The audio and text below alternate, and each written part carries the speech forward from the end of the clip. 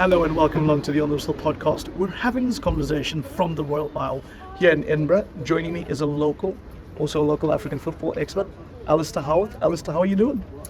Good, Zayn. It's a joy to have you here.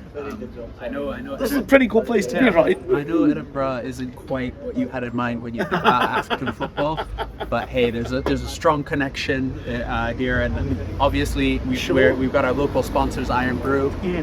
Again, we know you're not African, but if you want to sponsor the pod, I love Iron Brew. I'll be drinking it. Well, you know what's cool? We do have Iron Brew, so I'm going to taste this and compare it with Iron Brew's my favorite soda in South Africa, or one of my favorite. It's only thing.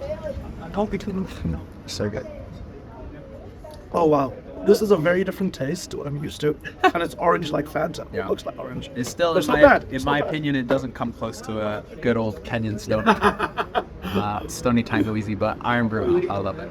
Well, listen, for those of you listening out there, tell us what you think about Iron Brew if you've had it. You can tell us on our social media accounts, OTW_podcast on X and Instagram, or you can find us by searching for the On the Whistle podcast on YouTube and Facebook. But today, Alasdair, we've got a special show, not only because we are together here on Edinburgh's Royal Mile, but it's the end of the season, and we will be looking through your African 11. I think it's great. I think this is such a fun thing to do. You know our social accounts. Let us know what you think. Francis and Courtney will be doing the same. But Alasdair, maybe let's start with a little formation and run us through your bats all fast. Yeah, and I want to clarify before I get people coming at me on Twitter or wherever else.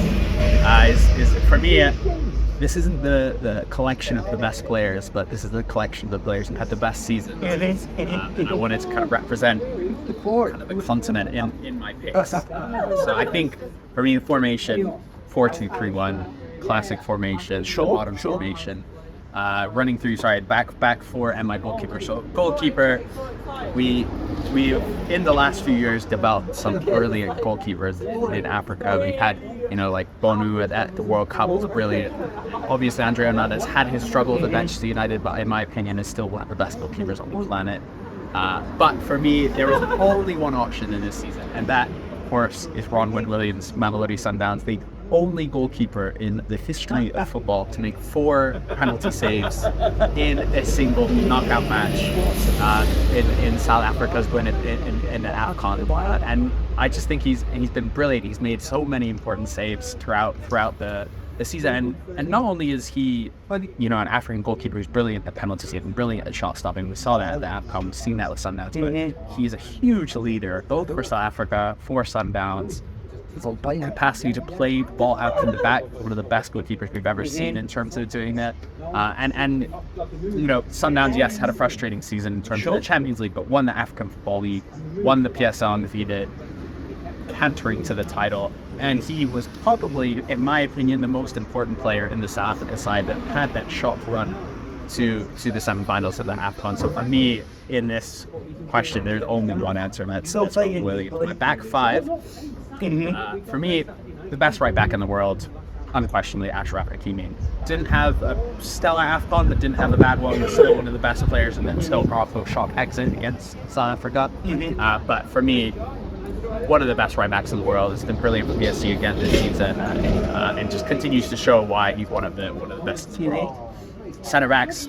For me, the most obvious of these choices is William Troost-Ekong, the highest goal scorer in a single AFCON tournament by centre back, led Nigeria to an incredible final. Scored against Ivory Coast twice, scored some of the most important penalties in that run to the semi-final as the captain was robbed. And let's not forget, prior to the tournament, he was concerned that he wouldn't even get picked for the squad. I mean, we tried to show him, and essentially we're told, we can't guarantee you an interview because we don't know if he'll be picked for the squad. So to come from that to then go on and do what he did, AFCON player, obviously, but also his club football brought PAOK Saloniki to their first Greek title in who knows how long, over at teams like Olympiacos, who went on and won the Conference League.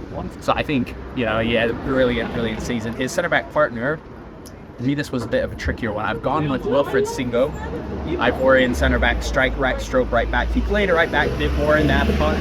Didn't love him there. But for me, it's both the fact that as a 21, 22-year-old, he played a key role in that defence.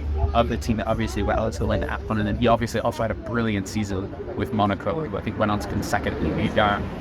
It took that second half of the season playing as that kind of right-sided centre-back, can't play right wing-back, can't play centre-back, just a really well-rounded player. And this Ivorian team, although obviously their run to AFCON, the craziest sports, they have the building of an amazing team, and a lot of that is that spine. There's those in the French Fofana, isn't it?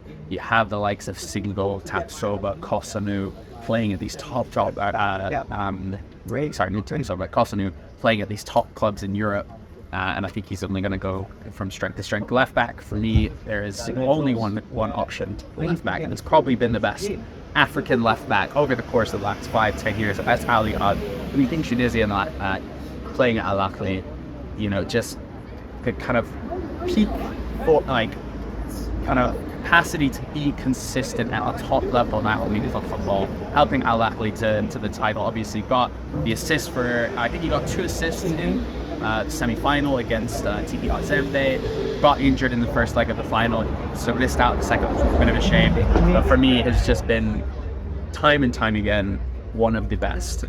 Look, there's very little that I disagree with you about. I think the one question mark I had was in goals, but I think you've articulated why you feel like Ron Williams, who I'm a fan of, outdid André Onana, who was a consistent for that United, but he didn't win an FA Cup, and I still think it's a fantastic league. And Bono Vida obviously plays in the Saudi Pro League.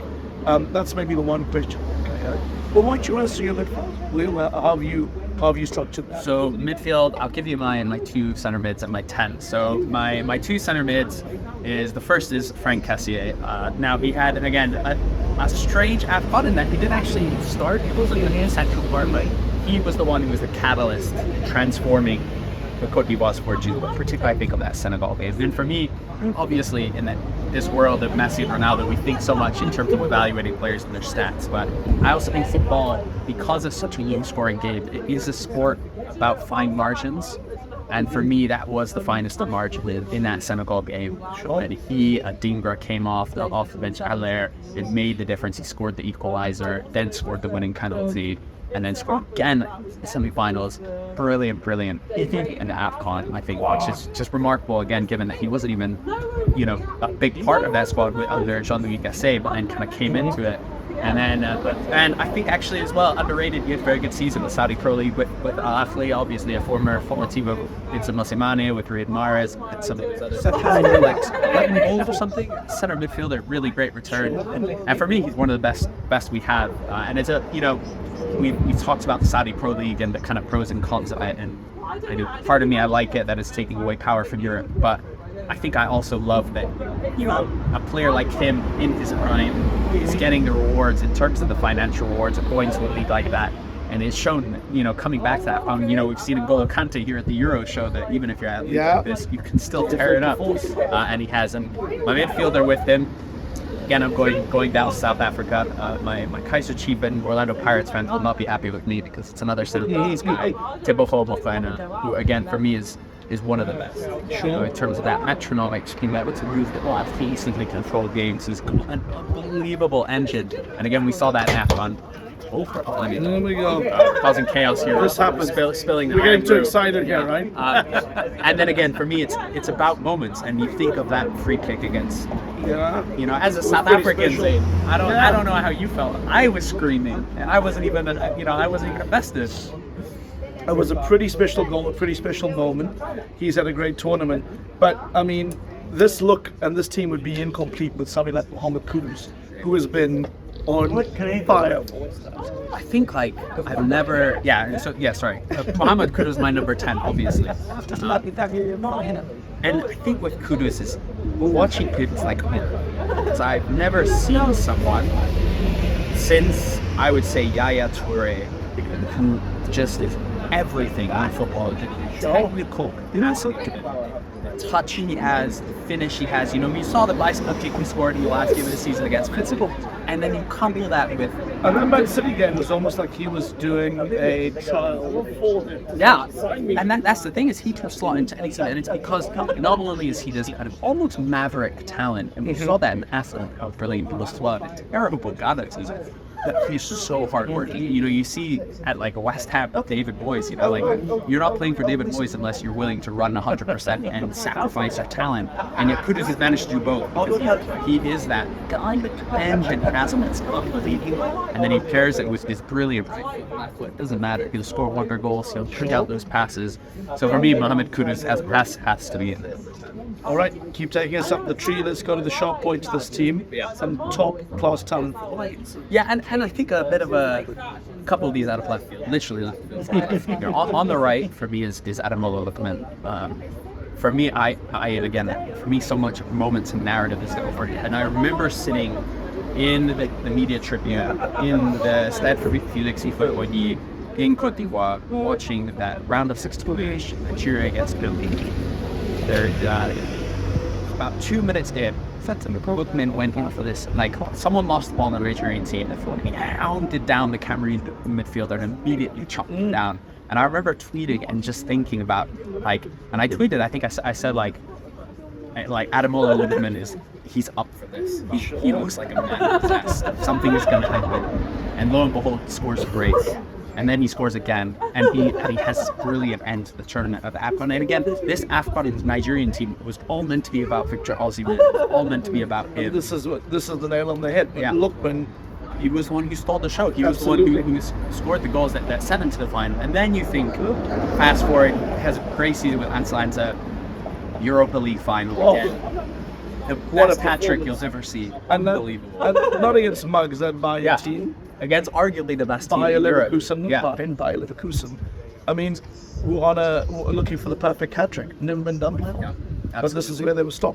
Keep going. There's 2 more spaces in your team. So these are probably my most rogue picks. So on the left wing, and you can probably slot in as a number 10 as well, as for me, is Stefan Aziz-Ki, who is Yanga's winger and Talib Rande. And I think for me, there's a couple of reasons why he picked him. First of all, I think he was the best player in Premier League. He scored some incredible, really important goals. You know, I was there to watch him score in the last Kariako derby to give them the lead in the game that essentially won them the score. But for me, there's 2 other reasons. I think Aziz-Ki has kind of shown everything that is good with African football, clubs football, and Tanzanian clubs football in particular. That player like him, coming from Burkina Faso, has CAF Champions League experience. Traditionally, the only way for him to progress would really either to be to go to North Africa or go to a C-tier European country, I don't know, a Hungary or Czech Republic. Sure. And he went to Tanzania instead. He stole the show. And I think back, you know, both Ronwen Williams and Tibofo Mofana are there in my team, but both of them nearly didn't even make it to the semi-finals of the CAF Champions League because Stefan Aziz-Ki was the one who pulled the part, scored that goal in the way, like, when it was still 0-0. But, and Tanzanians I'm sure will agree with me, we don't have goal line technology in the African Champions League, and so this ball was presumed to not cross the line and deny Yanga first ever Champions League semi-final appearance. And then on top of that is he goes to the AFCON. For Burkina Faso, who are, you know, traditionally in the dark horse, they got to the semi-finals of the last tournament, and he plays for them. He starts for them. He becomes an important part of this Burkina Faso team. And so for me, there's a bit of emotionality there. But and also he's probably a player that most people will not have seen play just because he plays in the Tanzanian Premier League and for Burkina Faso. Like, unbelievably technical. Like, watching him, I went to some Yanga training. Definitely is not the hardest worker, definitely is the maverick, definitely is that kind of creative player that you build your whole team around. But when you do, it works, and we saw that with Yanga this season. And so I think for me, he's one who definitely could be thriving in a much bigger league. But for me, I'm glad that some of these players can choose to play and stay in Africa, and, well, in my case, come to East Africa. So for me, Stefan Aziz-Ki has to be my winger. Sure, and you've got 1 more spot left on your team. Who's it going to? In Africa, we have some brilliant strikers. It could be Victor Boniface, Victor Osimhen. We have some of these elite center forwards. Iñaki Williams, brilliant season. I felt it could be about. For me, again, it's all about limits. It's all about what these players do. And for me, controversially, it has to be Emilio Nsue. Is he African?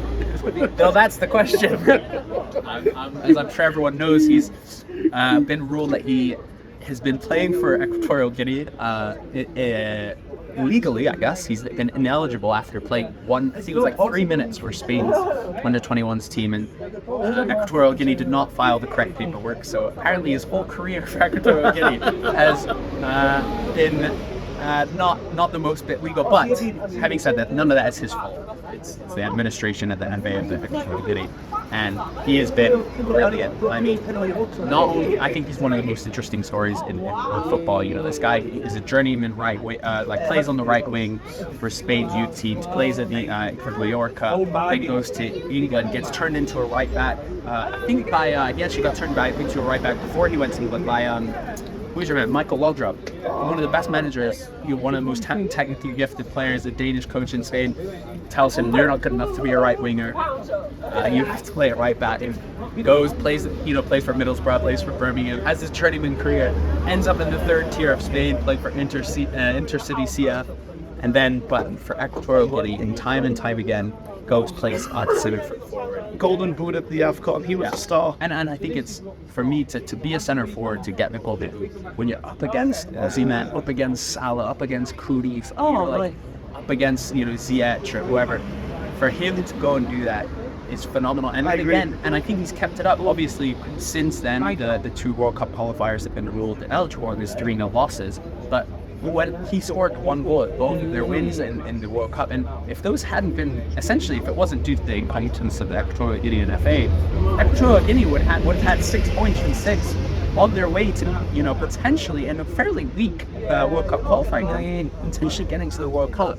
And so for me, it has to be Nsue for that, because I think for me that will be one of the most special performances I've ever seen. Well, Ali, I think that is fantastic. It's probably a good place to leave it. Listen, you've listened to the big man's choices on who he would pick in his African edit. Tell us what you think. Remember, OTW_podcast on X and Instagram. We'll search for the On the Whistle podcast on Facebook. And in conclusion, this wasn't bad, but definitely the South African Iron Brewers ends on that. So for sourcing a sponsorship, that might be the way we're going to go. But Ali, what a pleasure. We're sitting here in the sun in Edinburgh on the Royal Mile. What a pleasure to do this in English. Cheers. Salute. Cheers, everyone.